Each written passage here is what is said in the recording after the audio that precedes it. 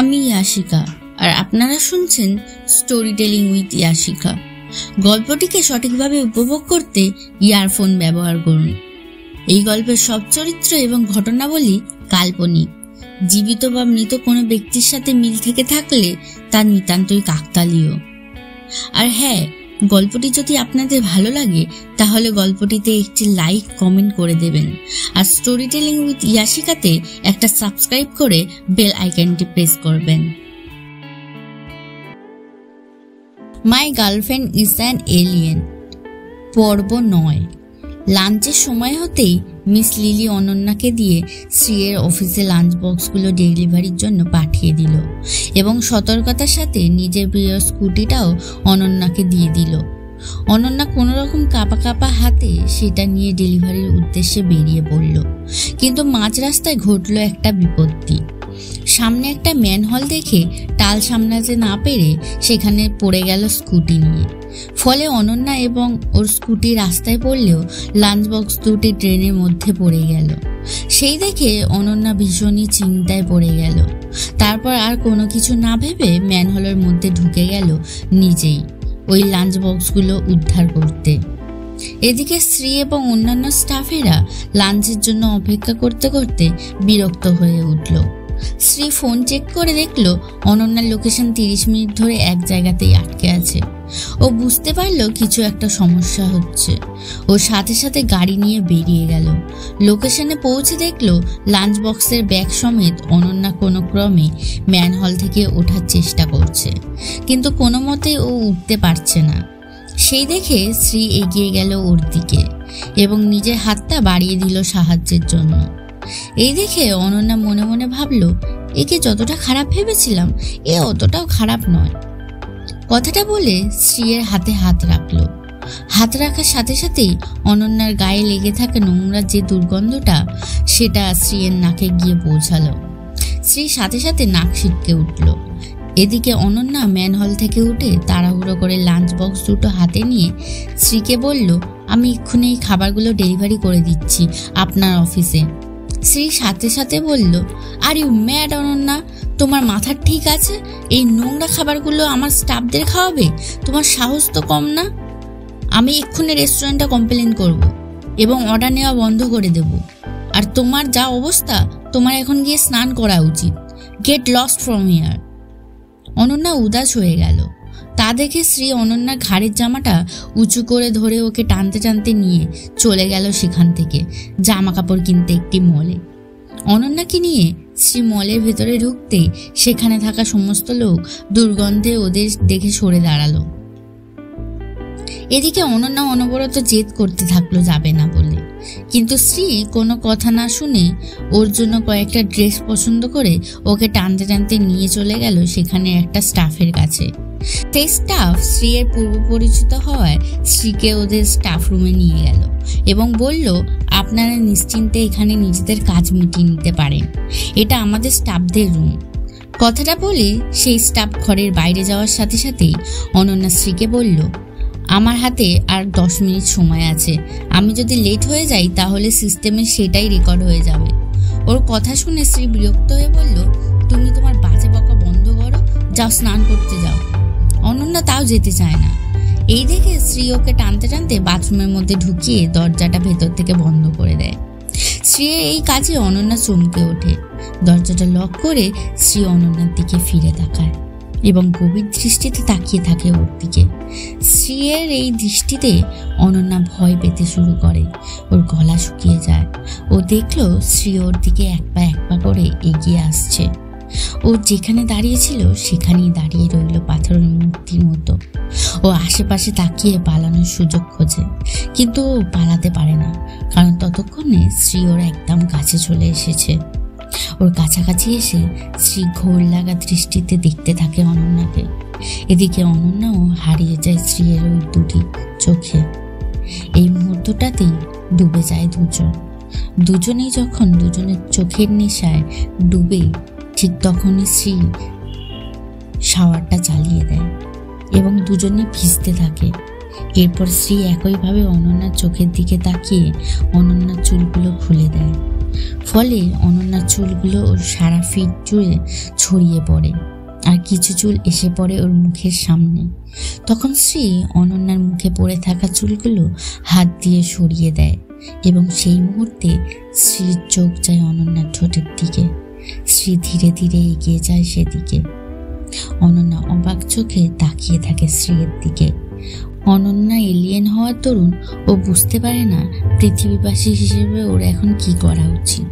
ও নির্বোধের মতো চুপচাপ দেখতে থাকে শ্রীর কর্মকাণ্ড। শ্রী কোনো কিছুই না ভেবে অনন্যার ঠোঁট দুটো নিজের ঠোঁটের কাছে নিয়ে নেয় এবং আস্তে আস্তে চুমু খেতে থাকে। শ্রীর এই স্পর্শে অনন্যার চোখ দুটো রসগোল্লার মতো বড় বড় হয়ে যায়। ও খামচে ধরে শ্রীর জামা। অনন্যার ব্রেন বলে এই কাজটা ঠিক নয়, এটা উচিত হচ্ছে না, এই কাজটা ওদের প্ল্যানেটের সিস্টেমের বিরুদ্ধে। কিন্তু ওর মন বলতে থাকে এটা অতটাও খারাপ নয়। অনন্যা শ্রীর স্পর্শে নেশাগ্রস্ত হয়ে চুম্বন রেসপন্স করতে থাকে। দীর্ঘ সময় ধরে চলতে থাকে ওদের চুম্বন। শ্রী একটু সরে আসে আর শ্রীর চোখ যায় অনন্যার ভেজা শরীরের উপর। অনন্যার শার্টটা পাতলা হওয়ায় জামাটা গায়ের সাথে পুরো আটকে আছে। শ্রীর চোখ সরাতে পারছে না অনন্যার থেকে। জামার উপর থেকে ফুটে উঠেছে অস্পষ্ট বৃন্ত। শ্রী লজ্জা পেয়ে পেছন ঘুরে যায় আর অনন্যাকে বলে চেঞ্জ করে নিতে। অনন্যা চেঞ্জ করতে লাগলো নিজের মনে, আর শ্রী লুকিয়ে লুকিয়ে সামনে থাকা মিরর দিয়ে সবটাই দেখতে থাকে অনন্যাকে। শ্রীর সামনে যে মিরর রয়েছে সেটা অনন্যার অজানা। অনন্যার ড্রেস চেঞ্জ হয়ে গেলে শ্রী দরজা খুলে বেরিয়ে যায়। অনন্যাও শ্রীর পেছন পেছন বেরোতে গিয়ে ওর চোখ পড়ে মিররটার দিকে। সাথে সাথে অনন্যার গাল দুটো লজ্জায় লাল হয়ে ওঠে। এরপর শ্রী রুমের বাইরে চলে এসে অপেক্ষা করতে থাকে অনন্যার বেরিয়ে আসা। হঠাৎ সামনে তাকিয়ে ও দেখতে পায় অনন্যা ওর দেওয়া জামাটা পরেই হাতে লাঞ্চ বক্সটা নিয়ে পালিয়ে যাচ্ছে। এদিকে অনন্যা মলের বাইরে এসে দেখে চারিপাশে প্রচুর গাড়ি চলাচল করছে। সাথে সাথে ও নিজের পাওয়ার অ্যাপ্লাই করে সবকিছু স্পষ্ট করে দেয় এবং দৌড়ে চলে যেতে থাকে। এদিকে শ্রী অনন্যার পেছন পেছন এসে দেখে চারিদিকে সবকিছু পজ হয়ে গেলেও অনন্যা দৌড়ে চলে যাচ্ছে। হঠাৎই শ্রীর মাথা ঘুরে যায় এবং ও বুঝতে পারে এটা ওর হ্যালুসিনেশন নয়। ও দৌড়ে অনন্যার কাছে গিয়ে ওর হাত চেপে ধরে ওকে জিজ্ঞাসা করে, সত্যি করে বলো তুমি কি করছো? এটা আমার হ্যালুসিনেশন নয়। অনন্যা আমতা আমতা করে বলে, আমি কি করব? ওই দেখো ওইদিকে কি। অনন্যা কথাটা বলার সাথে সাথে শ্রী ওইদিকে তাকাতেই অনন্যা সবকিছু স্বাভাবিক করে সেখান থেকে পালিয়ে যায়। শ্রী অবাক হয়ে চারিদিকে অনন্যাকে খুঁজতে থাকে, কিন্তু ওকে কোথাও দেখতে পায় না। এরপর শ্রী ফিরে আসে সেই স্টাফ রুমে এবং আচমকাই দরজাটা খোলে এবং দেখতে পায় অনন্যা সেখানে টাওয়াল জড়িয়ে দাঁড়িয়ে আছে। ওরা একে অপরকে দেখে চিৎকার করে ঘুরে যায়। অনন্যা মিথ্যে চিৎকার করে যাতে শ্রী ওখান থেকে ওকে কিছু না বলতে পেরে চলে যায়। অনন্যা বলে ওঠে, তুমি চাওটা কি বলো তো? আমি এখানে স্নান করছি আর তুমি না বলে ঢুকে পড়লে। শ্রী ওর দিকে ফিরে বলে, তুমি এখানে এতক্ষণ ছিলে না তাই না? সত্যি করে বলো। অনন্যা একইভাবে উত্তর দেয়, তুমি আসলে কি চাও সেটা বলো। শ্রী বিরক্ত হয়ে বলে, আমি কিছু চাই না, আমি বেশি কথা বলতে পারছি না, ক্লান্ত লাগছে আমার। তা সত্ত্বেও অনন্যা বলে, এত সহজে আমি তো তোমাকে যেতে দেব না। শ্রী বলে, তাহলে কি করতে হবে? উত্তরে অনন্যা বলে, তুমি শুধু আমাকে কথা দাও তুমি খাবার ক্যান্সেল করবে না আর অর্ডার করাও ক্যান্সেল করবে না। উত্তরে শ্রী কোনো কথা না বাড়িয়ে নিজের গাড়ির চাবিটা ছুঁড়ে দিয়ে বলে, আমার গাড়িটা নাও আর খাবার ডেলিভারি করে দিও। কথাটা বলেই শ্রী বেরিয়ে যায়। শ্রী বেরিয়ে যেতেই অনন্যা নিজের গা থেকে টাওয়ালটা খুলে দেয় এবং অলরেডি শ্রীর দেওয়া সেই জামাটাই পরে আছে সে, যেটা পরেও শ্রীকে বোকা বানিয়ে পালিয়ে গেছিল। অনন্যার সাথে সাথে চাবিটা তুলে নেয় এবং হাসতে হাসতে বলে, বাহ, তাহলে আমার কাছে এখন একটা গাড়িও আছে, কিন্তু আমি এখন গাড়ি নিয়ে কি করব? আমার তো খাবার ডেলিভারি করা অলরেডি হয়ে গেছে। এরপর শ্রী সোজা চলে গেল ডক্টর অভিজিতের চেম্বারে। ঘরে ঢোকার সাথে সাথে ডাক্তার ওকে জিজ্ঞাসা করলো, তোমার হ্যালুসিনেশনটা এভাবে বেড়ে যাবে আমি ভাবতে পারিনি। শ্রী উত্তরে বলল, তোমার কাছে কি এর কোনো সলিউশন আছে? ডাক্তার বলল, এর কোনো সলিউশন তেমনভাবে খুঁজে পাওয়া যায়নি। কিন্তু দুটো সাজেশন আছে তোমার জন্য।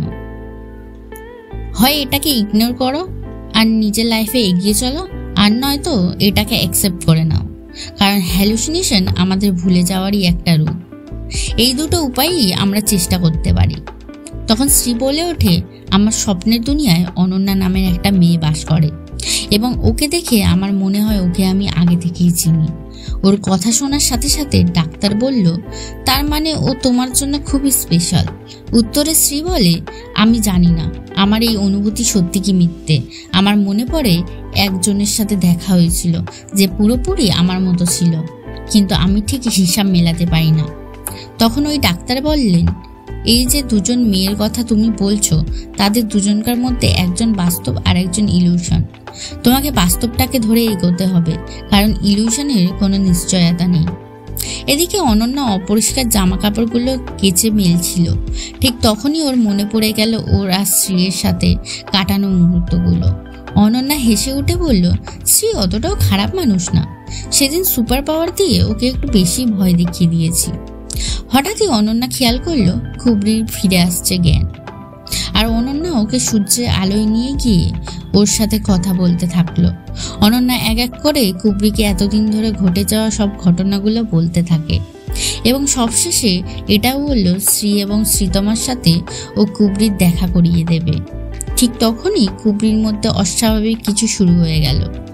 কুবরি আটকে আটকে বলল, শুনে রাখো, এই পৃথিবীতে যে মানুষগুলো খুব সুন্দর তারাই সব থেকে বেশি ডেঞ্জারাস। কথাটা বলেই কুবরি আবারও অজ্ঞান হয়ে গেল। কুবরির এই অবস্থা দেখে অনন্যার মন খারাপ হয়ে গেল। ঠিক তখনই মিস লিলি জামা কাপড়ে ভর্তি একটা ট্রলি ব্যাগ অনন্যাকে দিয়ে গেল আর বলল, এটা তুমি রাখো। আমি জানি তোমার কাছে বেশি জামা কাপড় নেই, সেই জন্য আমি তোমার জন্য এগুলো এনেছি। আর এছাড়াও সুন্দর জামা কাপড় পরে গেলে গার্লফ্রেন্ডরা অনেক পছন্দ করবে। এই ঘটনায় অনন্যা আনন্দিত হয়ে মিস লিলিকে থ্যাংক ইউ বলে জড়িয়ে ধরল। এদিকে পৃথা এসে শ্রীকে এক্সিবিশনে ব্যবহার করার জন্য কিছু ছবি দিয়ে বলে, এই ছবিগুলো এক্সিবিশনে ব্যবহার করলে এক্সিবিশনটা আশা করছি খুব ভালোভাবে সাকসেস হবে। এই ছবিগুলো খোঁজাতে ঋতিকা আমাদের সাহায্য করেছে। পৃথার কথায় শ্রী বলে, ঋতিকা বলে মেয়েটা খুবই কাজের এবং ইন্টারেস্টিং, ওর সাথে একটা মিটিং এর ব্যবস্থা করো আমার। এরপরে মিস্টার রাঘব ঋতিকার সাথে দেখা করে ওর আর শ্রীয়ের পার্টনারশিপের ব্যাপারে কিছু জানার চেষ্টা করতে থাকে, কিন্তু ঋতিকা সেটাকে ইগনোর করে যায়। এরপর অনন্যা দুপুরে আবারও খাবারের ডেলিভারি দিতে চলে আসে শ্রীয়ের অফিসে, আর লাঞ্চ বক্স নিয়ে চলে যায় সোজা শ্রীয়ের কেবিনে, দরজা নক না করে, এবং কেবিনে ঢুকে বলতে থাকে, মিস শ্রী, আপনার খাওয়ার সময় হয়ে গেছে, কাজগুলো এখন সাইডে রেখে খেয়ে নি। কাজের সময় বিরক্ত করায় শ্রী চিৎকার করে বলে ওঠে, অনন্যা, তুমি এখানে একে তো নক না করেই কেবিনে ঢুকে পড়েছো, আবার আমাকে খেয়ে নেওয়ার জন্য জোর করছো। কিন্তু অনন্যা ওর কোনো কথার উত্তর না দিয়ে লাঞ্চ বক্স খুলে শ্রীকে খাইয়ে দিতে থাকে। শ্রী অবাক হয়ে যায়, ও আর কিছুই বলতে পারে না। দেখতে দেখতে অনন্যা পুরো খাবারটাই শ্রীকে খাইয়ে দেয়। এরপর অনন্যা শ্রীকে বলে, ম্যাম, আপনি যদি স্যাটিসফাইড হন তাহলে আমাকে 5 স্টার দিতে ভুলবেন না। কথাটা বলেই অনন্যা কেবিন থেকে চলে যায়। ও চলে যেতেই শ্রী নিজের শরীরের মধ্যে অস্বস্তি বোধ করতে থাকে এবং অজ্ঞান হয়ে যায়। তখন ওর কেবিনে আসে ঋতিকা এবং শ্রীয়ের এই অবস্থা দেখে নার্সিংহোমে ফোন করতে যায়। তখন শ্রী ওর হাত চেপে ধরে বলে, তুমি কোথাও যেও না। এদিকে অনন্যার মনে পড়ে ও শ্রীকে গাড়ির চাবিটা ফেরত দিতে ভুলে গেছে। ও আবারও ফিরে আসে শ্রীয়ের কেবিনে চাবিটা ফেরত দিতে এবং দেখে শ্রী ওর কেবিনে অজ্ঞান অবস্থায় বসে আছে মাটিতে, আর ঋতিকা ওর পাশে উদ্বিগ্ন অবস্থায় দাঁড়িয়ে আছে। অনন্যা এটা দেখার সাথে সাথে শ্রীয়ের কাছে ছুটে গিয়ে ওর গায়ে হাত দিয়ে দেখে ওর গা জ্বরে পুড়ে যাচ্ছে। অনন্যা আর একটুও সময় নষ্ট না করে ঋতিকাকে ইগনোর করে নিজের সুপার পাওয়ারের সাহায্যে নিজের কাঁধে তুলে নেয় শ্রীকে। তুলে নিয়ে দৌড়ে বেরিয়ে যায় অফিস থেকে। এদিকে ঋতিকা ওদের পেছনে ছুটতে থাকে। এরপর কোনো ক্রমে নিজের সুপার পাওয়ার ইউজ করে অনন্যা শ্রীকে নিয়ে শেষমেশ নার্সিংহোমে পৌঁছে যায় সঠিক সময়ের মধ্যে। এরপর ডাক্তার এসে পৃথাকে বলে, শ্রীয়ের সি ফুডে অ্যালার্জি আছে, তাই আজকে দুপুরে লাঞ্চ করার পর থেকে অ্যালার্জির কারণে ওর জ্বর এসে গেছিল। ওর খেয়াল রাখতে হবে যাতে হার্মফুল কোনো কিছু না ওর কাছে আসে। কথাটা বলে ডাক্তার বেরিয়ে যায় এবং পৃথা অনন্যাকে শ্রেয়ের কেবিনে বাইরে বের করে দেয় এবং বলে ওকে কখনো এখানে না আর আসতে। এরপর অনন্যা মন খারাপ করে কেবিনের বাইরেই বসে থাকে। বেশ কিছুক্ষণ পর শ্রেয়ের জ্ঞান ফেরে এবং ও অনন্যার নাম ধরে চিৎকার করে ওঠে। শ্রেয়ের জ্ঞান ফিরতে দেখে পৃথা বলে, কি ধরনের মানুষজনের সাথে মিশছেন আপনি, যারা অজান্তেই আপনার ক্ষতি করে দিচ্ছে? ঠিক সেই সময়ই ঋতিকা আসে এবং বলে, শ্রী তুমি ঠিক আছো? ওই ডেলিভারি মেয়েটার জন্য আজকে তোমার কত বড় ক্ষতি হয়ে যাচ্ছিল। তখন পৃথা বলে, হ্যাঁ আমি ওই মেয়েটাকে এখান থেকে বের করে দিয়েছি। উত্তরে শ্রী বলে, তোমরা ওকে ভুল বুঝছো, ওর কারণেই আজকে আমি সুস্থ হতে পেরেছি। কথাটাতে ঋতিকার খারাপ লাগে এবং ঋতিকা বেশি কথা না বাড়িয়ে ওখান থেকে চলে যায়। এরপর শ্রীয়ের অসুস্থতার খবর পেয়ে ওর বাবা স্পেশাল ডাক্তারের সাথে কনসাল্ট করবে বলে ঠিক করে। ঠিক তখনই রাঘব এসে বলে ওনাকে কোনো চিন্তা করতে হবে না, রাঘবের চেনা কোনো এক স্পেশাল ডাক্তারের থেকে মিসেস মৈত্রী অ্যাপয়েন্টমেন্ট নিয়ে কনসাল্ট করে নেবেন। ওদের কথায় শ্রীয়ের বাবা কিছুটা স্বস্তি নিয়ে ঘর থেকে বেরিয়ে যায় এবং মিসেস মৈত্রী এবং রাঘব ষড়যন্ত্রের হাসি হাসে। এরপর দেখা যায় রাঘব এবং মৈত্রী আলোচনা করতে থাকে যে ওরা আর শুধু ঋতিকার উপর নির্ভর করবে না, কোনো স্পেশালিস্ট ডাক্তারের সাহায্য নিয়ে শ্রীয়ের ভুলে যাওয়া রোগটাকে কাজে লাগাবে।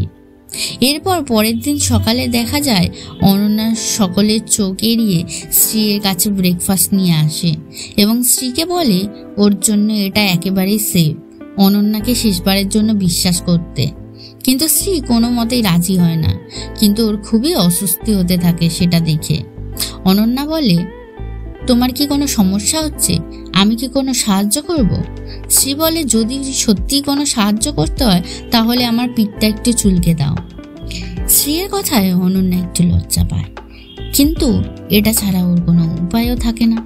বাধ্য হয়ে একটা স্টিক নিয়ে অন্যদিকে তাকিয়ে শ্রীয়ের পিঠ চুলকিয়ে দিতে থাকে। এদিকে শ্রীয়ের দিকে না তাকানোর কারণে অনন্যার হাতের স্টিকটা পিঠ থেকে ওর গলা এবং বুকের মধ্যবর্তী জায়গায় পৌঁছায়।